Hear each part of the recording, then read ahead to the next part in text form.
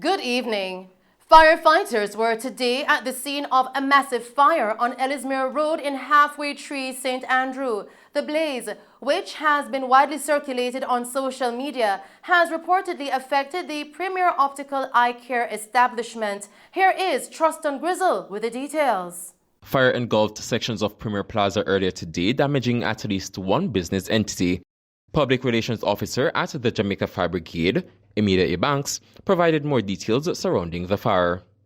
We are at shop number 12, Premier Plaza, Constant Spring Road, where Essential Solar and other business places are located. On the roof where the fire is located now is Essential Solar, and the information we've gotten is that solar panels were up in that area there. We presently have 5 units on location now battling the blaze. The units are strategically placed to the sides, to the back, to the front, and a water tender to make sure that we have almost continuous water supply. We don't have any information anybody getting injured or hurt, and as it is right now, the fire is almost under control, and we intend to ensure that it doesn't spread beyond there, because the information we have as well is that solar batteries are stored in the floor below where the fire is now. So the intention is to ensure that the fire is kept to that area and is extinguished as soon as possible. For the other establishments to be affected, it would have to now be coming down into the lower areas, and the information at this time is that the fire is contained to the roof area that we're looking at behind. We don't have any information as to the cause right now, but an investigator just drove in a while ago. I carried 2 investigators along with myself, so we'll be working the scene afterwards to try and ascertain the cause as quickly as possible. In the meantime, eyewitnesses gave their perspective on the events as they unfolded. When I heard fire, when I come outside, when I look at the side there, I see smoke and just a small little fire at the side of the building. So when I go back inside to call my co-worker them and take out my bag, when we come back out, it's just blazing up big, and it just engulfed the whole upstairs. Huge fire. It was really bad. For me, I was going to get water by the water cooler, and a man, I don't know if it's a patient or what, came in and said everybody have to come outside cause fire. Yes. When I heard that, I said, I go check first, cause him said next door. I go outside, I must see. Then me hear, oh, the fire is actually upstairs. So I went inside to call back everybody from around the back, the patients, tell them they have to come out. I called the doctor, I called the other doctors, tell them come out, and then I called Warren last time, the dead brown at the back part. And then I came outside. When we come outside, fire just catch the top. At the side coming up with the smoke, and then it just catch the top. So yeah, it was.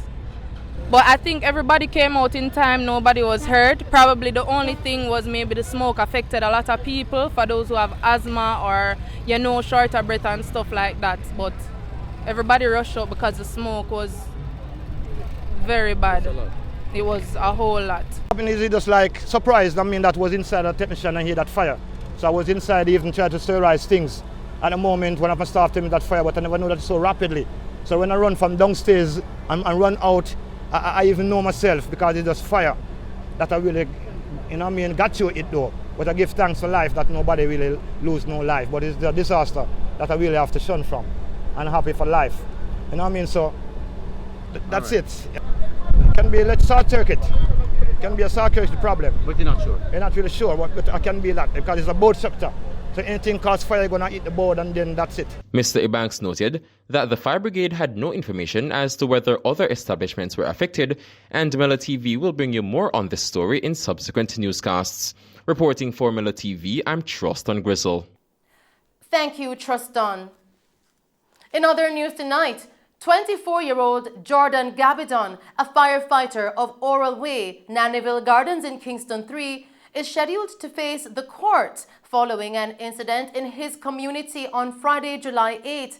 Gabidon was charged with shooting with intent, illegal possession of firearm, illegal possession of ammunition, and malicious destruction of property. Reports from the Halfway Tree Police coming into our news center are that at about 9:15 p.m., a team of officers from the Counter-Terrorism and Organized Crime Investigations Branch, CTOC, were conducting operations in the area when they gathered intelligence about a group of men who were traveling in a Toyota Mark X motor car. The motor car was intercepted on Colonel Harris Path in Kingston 3. 2 men were fatally shot in an ensuing confrontation with the police team when they reportedly exited the vehicle and opened fire at the police. The Toyota Mark X motor car was later searched and the following items were seized: 2 P80 pistols, a Glock 17 pistol, 3 empty magazines, 17 9mm cartridges, 2 Apple iPhones, a Samsung cellular phone. Investigators are still working to formally identify the deceased men. However, they are believed to be 27-year-old Orain Lee, otherwise called Indian or Pablo, and Prince Davis, a 26-year-old painter. Investigators believe the men are from Nannyville Gardens, Kingston 3. Gabidon, who managed to elude the scene, turned himself into the police and was pointed out in an identification parade on Monday, July 18. He was later charged following a question and answer interview. Still tonight, the security forces seized a combined total of over 10 million Jamaican dollars in cash from one of the targeted premises in St. Andrew. This during the joint multi-agency anti-narcotics operation in St. Andrew and St. James early yesterday morning. Now, the sum is comprised of $40,000 US, 29,000 Canadian dollars, and 537,000 Jamaican dollars. 6 high-end vehicles, 2 Mercedes-Benzes, a Toyota Tacoma truck, a Honda CR-V, a Lexus motor car, and an Infiniti SUV were also seized. The multi-agency investigations are ongoing. 5 persons alleged to be major players in the drug trafficking trade were taken into custody during the pre-dawn anti-narcotics operations. It is understood that 2 of the suspects were taken into custody on extradition warrants from the United States. The revelation was made by the Major Organized Crime and Anti-Corruption Agency, MOCA. And now news on public health. The Ministry of Health and Wellness is advising members of the public against the consumption of the following product: Häagen-Dazs plain vanilla ice cream with expiry dates between July 5, 2022, printed as 05/07/2022, and July 18, 2022, printed as 18/07/2022, and package sizes: pints 473 milliliters, quarts 946 milliliters, mini cups 95 milliliters, half gallons 0.5 gallon, and bulk 2.5 gallons. Now, based on the information provided to customers by local distributors Wisynco Group Limited during routine quality checks by the manufacturer, trace amounts of a chemical substance known as ethylene oxide was detected in one of the ingredients used in production in 2 batches of the products. The levels of the detected substance exceeded the minimum allowable limit by a marginal amount. Now, ethylene oxide is known to cause adverse health effects. This substance should not be directly consumed or used as an ingredient in food or drink preparation. The manufacturer has issued a voluntary global recall of these products, and Wisynco Group Limited therefore also recalled the items. The Wisynco Group is required to remove these products from shelves, and we have been advised that they have commenced this activity. The Ministry of Health and Wellness, MOH, will continue to be vigilant in ensuring that all products are removed from the shelves and disposed of appropriately for the protection of health and safety of the population. Continuing with the news tonight, the House of Representatives commenced debate on the Electricity Net Billing Regulations 2022, intended to provide opportunities for fuel diversification, development, and deployment of renewable energy sources. In his remarks, Minister of Science, Energy and Technology Daryl Vaz said the aim is to have a modern, efficient, and environmentally sustainable energy sector that is affordable and accessible. So, Madam Speaker, I'm pleased to pilot these regulations entitled Electricity Net Billing Regulations 2022, pursuant to Section 55(1) of the Electricity Act. These regulations are intended to provide opportunities for fuel diversification, development and deployment of renewable energy sources. The aim is to have a modern, efficient and environmentally sustainable energy sector that is affordable and accessible. So, Madam Speaker, by way of background, the Electricity Act 2015 establishes a legal framework for net billing, electric wheeling and other arrangements.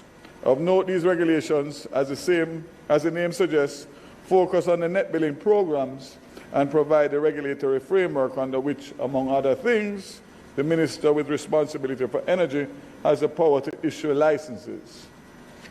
The net billing is a mechanism for persons who generate their own electricity to sell excess power to the single buyer, which is the Jamaica Public Service Company Limited under a standard offer contract approved by the Office of Utilities Regulations. The Minister responsible for energy has responsibility for the functions of the net billing services. He further established the criteria under which persons, residential and commercial, are eligible to apply and be issued with net billing licenses. Madam Speaker, Regulation 5 specifies the application process for the applicant to be licensed for a net billing arrangement. A person may be licensed for net billing by submitting to the Minister a completed application along with the requisite documents specified in Part A of the schedule and with proof of payment in accordance with Part B of the schedule. Upon receipt of the application, the Minister shall review the application and advise the applicant where the application is incomplete to submit additional information and documentation. The application would then have 60 days in which to submit any additional information and documents requested. If not, the application process may be terminated. Madam Speaker, what I have done is to instruct the ministry that the applications must be vetted on submission and the boxes must be checked. And if the boxes can't check off, the application must be returned and not accepted by the ministry until such time as everything is met. So, Madam Speaker, the ministry apologized and I have checked into it and I have made that stipulation now where only applications that meet all the requirements will be accepted and received. And I think that then will give us a better turnaround time and, of course, better customer service. Mr. Vaz explained that the license issued by the Minister shall be valid for 10 years and the duration of the net billing contract must not exceed the period stipulated in the net billing license. He also highlighted some offences outlined in the regulations. Regulation 10, Security Deposits and Insurance Coverage. Madam Speaker, Regulation 10 prohibits a single buyer from requesting from the self-generating security deposits and insurance coverage for a net billing arrangement. If the single buyer commits to the aforementioned offence, the single buyer is liable for a fine not exceeding 2 million Jamaican dollars. Regulation 11, Sale of excess electricity. In Regulation 11, a self-generator must not, while selling electricity to the single buyer for net billing, at the same connect to the system for wheeling or any other arrangement using the meter. A self-generator who commits the aforementioned offence is liable to a fine not exceeding $2 million. And in news from the tourism sector, Tourism Minister Edmund Bartlett says the implementation of a regional visa regime among CARICOM nations has huge economic potential for tourism recovery and development in the region. Mr. Bartlett outlined that if Caribbean tourism will be developed, then countries must recognize that as individual states, they are too small to grow and to benefit from the recovery of tourism as it now stands. But together as a region, everyone can grow and benefit. He was addressing journalists on day one of the inaugural Organization of American States High-Level Policy Forum on the building the resilience of small and medium tourism enterprises in the Caribbean to disasters at the Holiday Inn Resort in Montego Bay, St. James yesterday. Mr. Bartlett indicated that the region's tourism industry can stand to benefit from a visa regime in several ways, key among which is the establishment of a multi-destination tourism framework. Additionally, he stated that CARICOM nations would also stand to benefit from sharing common airspace, where airlines flying into the Caribbean will pay one fee. He said the tourism visas could also facilitate pre-clearance arrangements for visitors coming into the region. The High-Level Policy Forum is a two-day event with representatives from more than 50 countries across the Americas, which ends today. Still making Mello TV news. The House of Representatives recently approved the Mid-Clarendon Irrigation Area Order 2022. Speaking in the House of Representatives, Minister of Agriculture and Fisheries, Pernell Charles Jr. said he is empowered as Minister under Section 3(1) of the Irrigation Act by order to declare any specified area in the order an irrigation area. I'm empowered, Madam Speaker, as Minister, I'll refer just for the record, under Section 3(1) of the Act by order to declare any specified area in the order to be an irrigation area for purposes of the Act. It is on July 11th of this year, acting in accordance with the foregoing provision, that I declared the Mid-Clarendon Irrigation Area Order 2022, and the area so declared is Mid-Clarendon in the parish of Clarendon, including communities such as Rhymesbury, Vernham Field, Clarendon Park, Hayes, Mitchelltown, and Lioneltown, to name a few. The Act provides that such an order shall be subject to affirmative resolution. And the declaration of the Mid-Clarendon as an irrigation area is justified similarly under the Ministry of Agriculture and Fisheries set objectives through its program Agricultural Production, Productivity and Food Security. A, to increase production by at least 15% to meet domestic export and manufacturing input demand by 2025, and B, to increase access to irrigation water across the country. As well, similarly, the expansion of the boundaries and gazetting of this irrigation area is a condition precedent to achieving those objectives.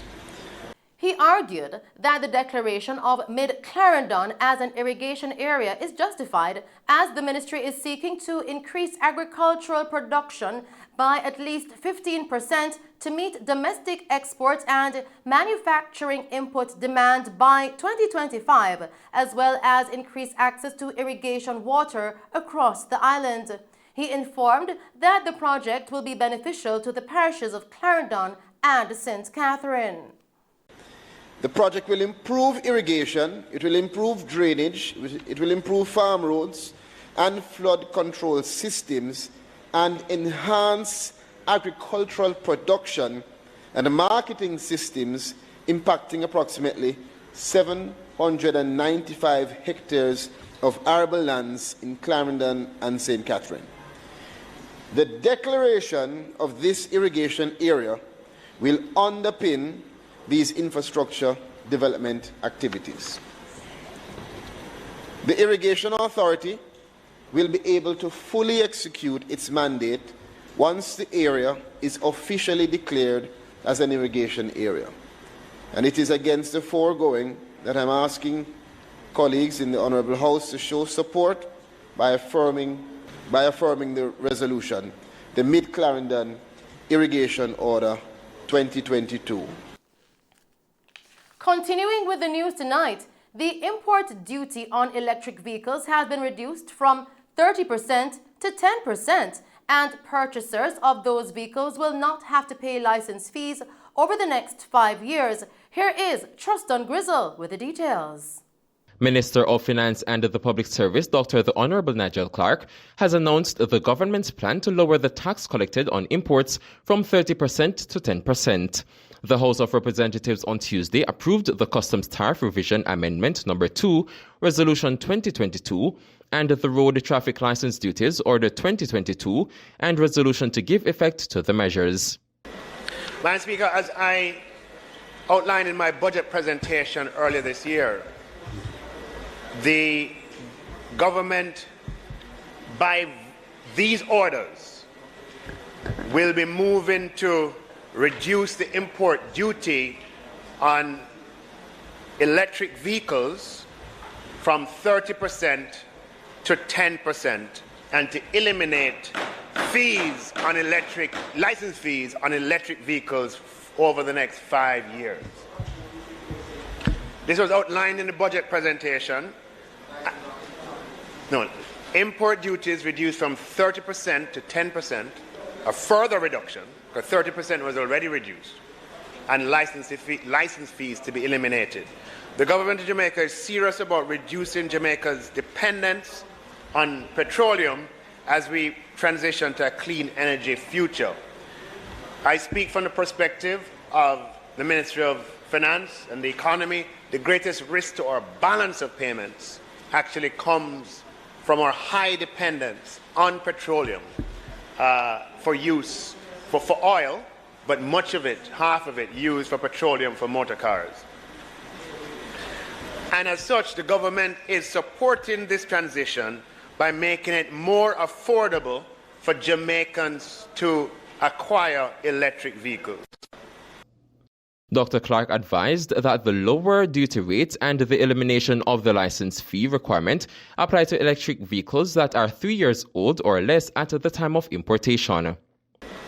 Madam Speaker, as I outlined in my budget presentation earlier this year, the government, by these orders, will be moving to reduce the import duty on electric vehicles from 30% to 10% and to eliminate fees on license fees on electric vehicles over the next 5 years.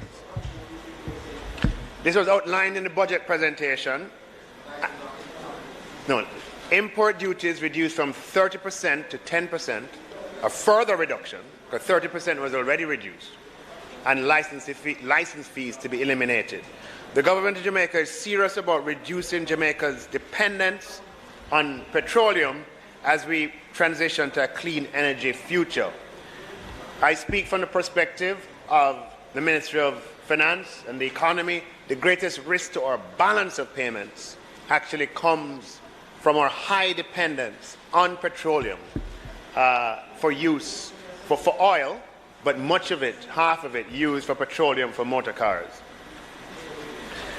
And as such, the government is supporting this transition by making it more affordable for Jamaicans to acquire electric vehicles.